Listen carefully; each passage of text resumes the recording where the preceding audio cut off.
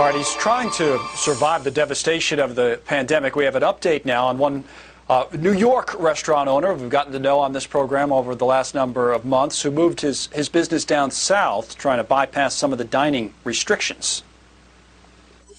How many people are being served at a grocery store and there's no spread? How many people are being served at these mega retailers? Why can't, if the big box and the retailers all perform and make their money, why can't us independent operators prove to you that we can operate without getting our employees sick or becoming a super spreader? Literally 2 weeks ago, we opened up here in Florida, and this is where we will expand. In the meantime, we're going to build our business wherever we can, wherever we're welcomed.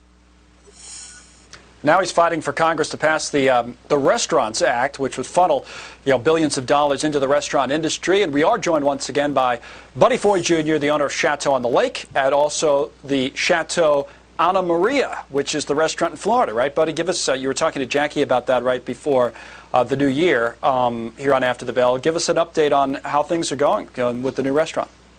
Connell, things are going great. We've been open for 48 days. And out of those days, we had 33 sold out. It's been chilly for Floridian standards, but it's going great. We're following the CDC guidelines. We can operate at 100% capacity. We do it safely, and we're very excited to be here. And we brought 90% of our employees are down here. They're earning a living, and we're very excited. We love how it's going. Wow, you brought them down from upstate New York. I would suspect they like the weather down there in Florida, those that moved down with you. What do you notice, just making observations in the difference, not just in the government's attitude, but in people's attitudes towards the virus and how they go about their day-to-day lives, Florida versus New York? They take it seriously. The Floridians are taking it seriously. They know this is real.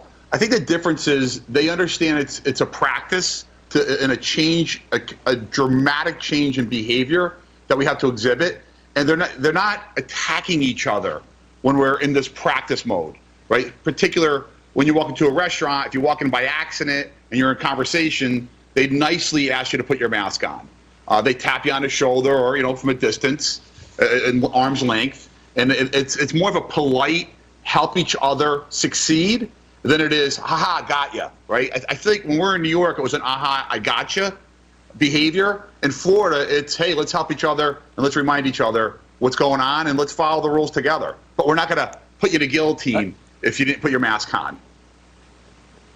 Yeah, your restaurant in New York's closed for the time being, right? I assume that's why you're making this big push for the Restaurants Act, which I don't know if they'll ever get passed. I mean, that was a lot of money. I think they talked about $120 billion. I know the Biden relief bill, which will get negotiated back and forth a lot, maybe has, from what I read, maybe $25 billion for restaurants. It could end up being a lot different than that, but I assume you need the money because you can't operate that New York restaurant at all, right, for the time being? Well, listen, we shut New York down until we can open 100%. I'm on an acre of lakefront, so we were able to move everyone outside. It cost me money to get ready for outside, but at least I was able to pay my personal bills through our revenue. So I wouldn't, as it is, I would not get any income or any relief from the Restaurants Act. I'm not doing this and out here saying we need to pass it for me. I don't qualify based on the current writing of the bill. It's not a perfect bill, but it's going to save a lot of people that are still hanging from a cliff with their fingernails. Like, there's operators out there that want to open and they cannot open. I moved down to Florida. New York, I had outdoor weather that was very complementary to our business model. We had the outdoor lake. Yeah. It cost us money, but I'm able to feed my kids and pay for my kids' college education. The PPP is all about paying your utilities bill, your mortgage, your rent, and your employees. It doesn't take into account the operators and their livelihoods, the business owners. And this Restaurants Relief Act, it's not perfect, but it will save a lot of people's financial well-being. And it's a generational business. If we don't help restaurants that couldn't open out, what's the next generation going to do? This is a generational business. A large percentage of restaurants are multi-generational. Why would the younger generation watching this whole thing unfold ever start their own business? I think there's a stat out there, 48% of entrepreneurs grew up in entrepreneurial families. This is about the future as much as it is about saving lives today. And they're watching. Well, we're going to continue to follow your story, Buddy, without a doubt. We've been, and we want to see how things end up. You're an adapter, that's for sure. And now you've made the change to Florida, so keep it up and check back with us in the not so distant future, Buddy. Thanks for the support, down in Florida now. We talked to him in upstate New York. You're welcome now.